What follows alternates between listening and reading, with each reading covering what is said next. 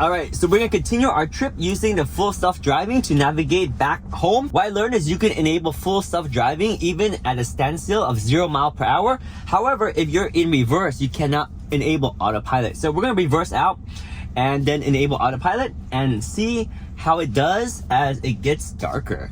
I think it should be fine at night because I've used auto steer and auto cruise control with nighttime and it's all good. It's only when it rains really bad or if it's like completely dark out, I think it might have a problem. But right now, I don't expect any problems. But again, as a summary, so far, this is the full self-driving beta after the holiday update of 2023. The software we're running is 11.1. The full self-driving beta is 11.4.9. And this is the 2023 Tesla Model Y with the vision sensor, vision system, and no UltraSonic. Let's go.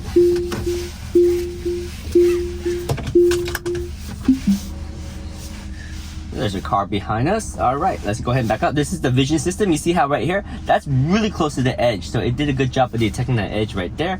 We see a pedestrian and we can back up because there's no cars coming in right here. And the cool thing about this system right here is it's making me trust the backup camera really well, which is important because when we get the Cybertruck, we will not have rear window anymore.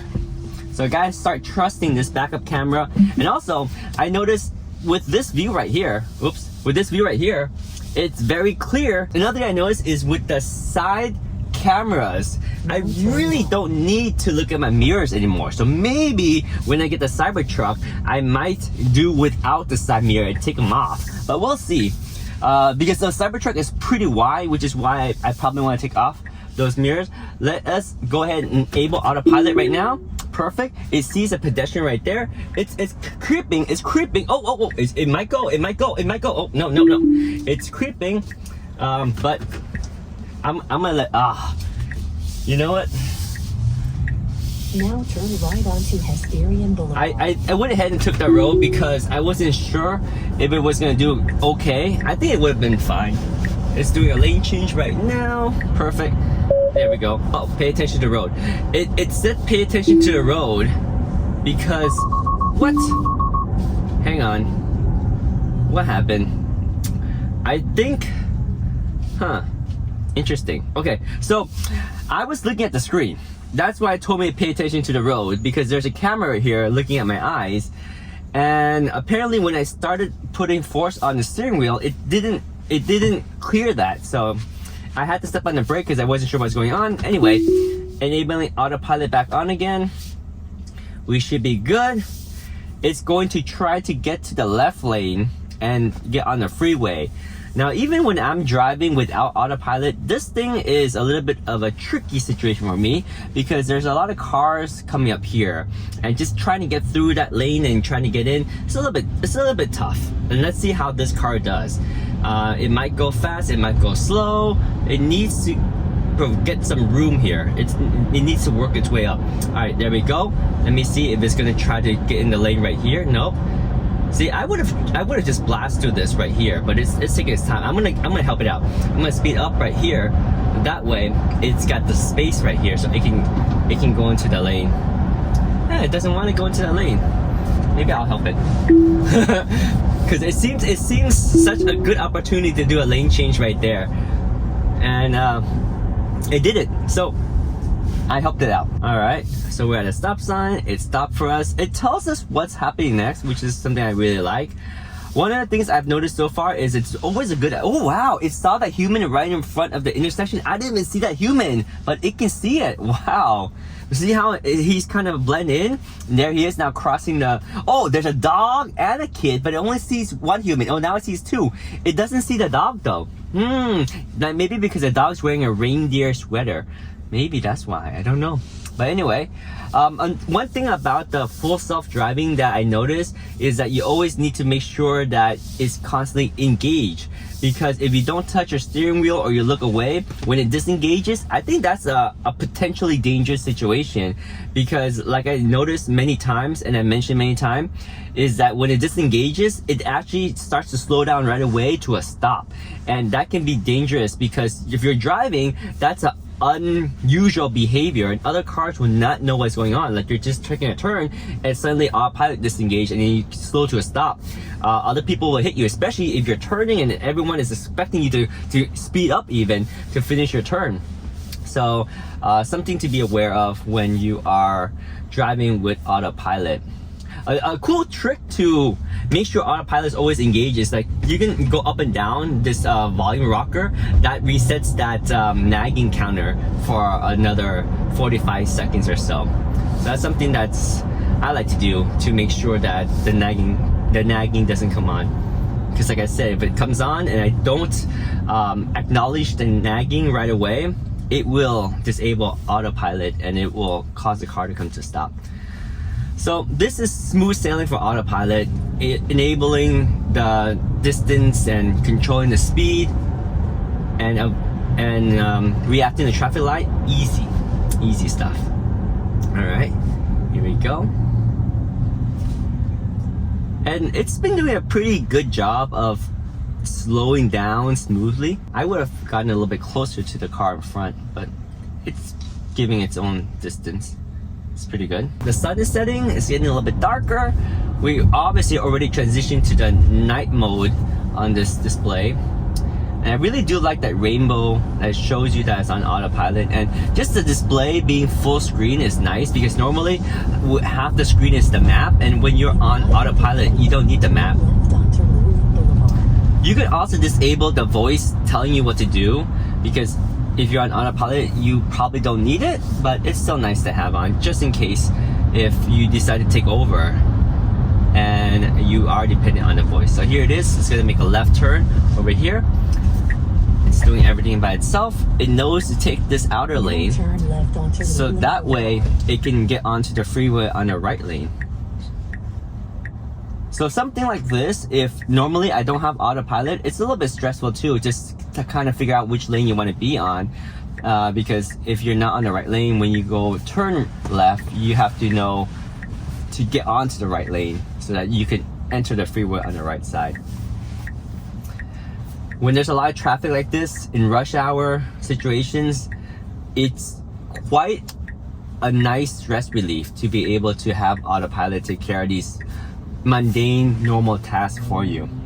But I will say it's a little bit more stressful in situations where it makes the erratic move, so it's kind of a trade-off. I would say the best use of the full self-driving is when you're on the freeway, because I have complete trust on that. I would even say 99.9% of the time I'm trusting it on the freeway. But once you get onto these city streets, it's a little bit of a more like 75-80% trust. And then when it gets to the small streets, I would say 50% trust there. So here it is turning, it sees the side mirror. Oh, there's a pedestrian right there. That's a little scary. It completed the turn just fine. Now we're over here. It's speeding up. I don't like that because there's this car here. Oh, but there's pedestrians there. Okay, it's good, it's good. There we go, taking the on-ramp, nice. Signaling, cool, perfect. Speeding up. Let's see how well it speeds up to get on the freeway right here. Here we go. Punch it, Tesla, punch it. There we go. Well, it's actually conservatively driving. All right, it's changing a lane right there to get outside. It sees the car stopping up there. Ooh, it tapped the brake. It tapped the brake. It tapped the brake because it saw the car in front of us on our current lane stop hitting its brake. It should not have tapped the brake because the guy behind us in the lane that we were pulling onto didn't know we were gonna tap the brake. So I don't know. That part was a little bit iffy. All right. So now we are going out another lane. Okay, let's go. Pretty smooth. The road is pretty wide open. Look at that. There's like no cars behind us. It's pretty wide open. There we go. So in the past, like a year ago, when autopilot was new and the only nagging element was some pressure on the steering wheel, there was an override, a defeat. I thought that was bad because people were abusing that. They were putting on autopilot and falling asleep. It's, in my opinion, much better that people cannot do that because I think people need to be responsible. when they enable autopilot, because we've seen different situations where the car cannot handle itself. Because, for example, if there's a road construction or there's something on the road that's too small for the vision system to detect, or just, I don't know the situations, but there are situations where you just gotta be prepared for it. So it's better that it's forcing us to be attentive, because the last thing we want is for the government to shut this completely and shut it down completely. Then we can't use it, and more importantly, we can't continue to see improvements over it. So if people are abusing the system and getting away with it and then getting into car accidents, then the government will definitely investigate and cause a shutdown. So it's really good that Tesla has figured out a way to avoid people from overriding the nagging system and forcing people to be awake. So right now, there's a couple ways that the nagging system works. Mainly for the newer Tesla, there's a camera right here that constantly looks at you when you're driving and makes sure that your eyes are actually on the road, and it actually knows your awareness situation. It can detect lazy eyes when you're drifting and falling asleep, and it can detect the yawning expression. So repeated yawning and repeated gazing off will detect that you're drowsy and will let you know, and will potentially disengage autopilot if you don't react to and acknowledge that nag. So it's pretty good. So that's one way, and the other way is just remind you to keep some slight pressure on the steering wheel. Oh look, it detects those cones, nice. And it detects that little car there, which is actually a trolley, not really a car. But all right, so here is a red light, and it's going to do a unprotected right turn. Oh, never mind, it's green light, so it's gonna just have at it. There we go, boom, sweet. So earlier when we saw the pedestrian, and it was in fact two pedestrian, but it only detected one, that kind of scares me, because I need this thing to really see all the pedestrians. Why? Because for a right turn that's unprotected, it needs to make sure that there's no pedestrian. So I'll have to kind of analyze that more frequently and see how well it detects pedestrians, especially crossing the street right in front of us, and pets too, because you don't want to hurt pets. Pets have feelings too, and they're important. They are lives. Alright, so we're arriving at our destination in 0.3 miles, and I think we're just gonna wrap up the video for now. And that is our Tesla full self-driving experience. I'm gonna go ahead and change route because I'm gonna head to a different direction right now. But that's pretty much it for the full self-driving. It's a nice little upgrade to our Tesla Model Y. We've had this for almost a year now, and we've been enjoying the car. We've been enjoying the basic AutoPilot, and now this is a nice little upgrade to full self-driving. Here's a nice little tip. If you guys want to try out full self-driving, you can enable the monthly service for $199, and it gives you a complimentary, I think 48 hours or so. So you can cancel within 48 hours and you won't be charged.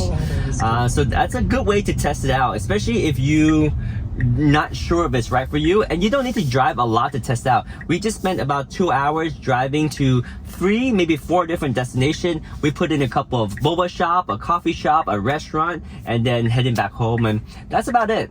So anyway, oh look, there's a pedestrian. Oh, see, they disappeared. Oh, they're running. So let me see. Okay, there's supposed to be 3 right now, and a baby carriage. You see, 1, 2, 3. It detects only 2. See, it didn't detect the baby carriage. See, I don't like that. It doesn't detect all the pedestrians, but we'll see how well it does when we drive more. But the rule of thumb is you're supposed to be always aware of the situation and be ready to take over. You need to be engaged. And that is 100% true in the manual and in my experience too, because you do not want anything to happen on autopilot, because you are ultimately liable. And Tesla does not take any liability for it. They clearly state that full self-driving is in beta, and rightfully so. So There we go. That is full self-driving. Let me know if you have any questions. Put them in the comments below. But yeah, we're I don't even know. Anyway, we're done. We'll see you guys later. Bye.